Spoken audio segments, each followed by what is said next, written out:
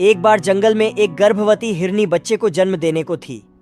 वो एकांत जगह की तलाश में घूम रही थी कि उसे नदी किनारे ऊंची और घनी घास दिखी। उसे वो उपयुक्त स्थान लगा शिशु को जन्म देने के लिए। वहां पहुंचते ही उसे प्रसव पीड़ा शुरू हो गई। उसी समय आसमान में घनघोर बादल वर्षा को आतुर हो उठे और बिजली कड़कने लगी। उसने दाएं देखा तो एक शिकारी तीर का निशाना उसकी तरफ साध रहा था। घबराकर वह दाहिने मुड़ी तो वहां एक भूखा शेर झपटने को तैयार बैठा था। सामने सूखी घास आग पकड़ चुकी थी और पीछे मुड़ी तो नदी में जल बहुत था। मादा हिरनी क्या करती?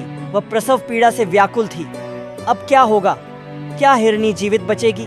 क्या वो अपने शावक को जन्म दे पाएगी? क्या शावक जीवित रहेगा? क्या जंगल की आग सब कुछ जला देगी? क्या मादा हिरनी शिकारी के तीर से बच पाएगी? क्या मादा हिरनी भूखे शेर का भोजन बनेगी? वो एक तरफ आग से घिरी है और पीछे नदी है। क्या करेगी वो?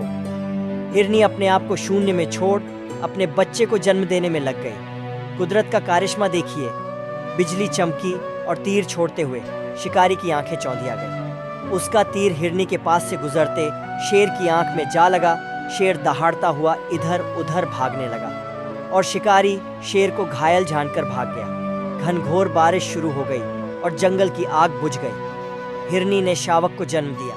उस हिरनी की तरह हमारे जीवन में भी कभी कभी कुछ क्षण ऐसे आते हैं जब हम चारों तरफ से समस्याओं से घिरे होते हैं और कोई निर्णय नहीं ले पाते।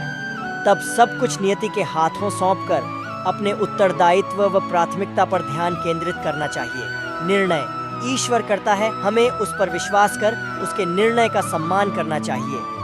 अगर ये कहानी आपको अच्छी लगी और इस कहानी से आपके जीवन में सकारात्मकता और ईश्वर के प्रति विश्वास की भावना जागृत हुई है तो कमेंट में राधे कृष्ण लिखकर चैनल को सब्सक्राइब करें।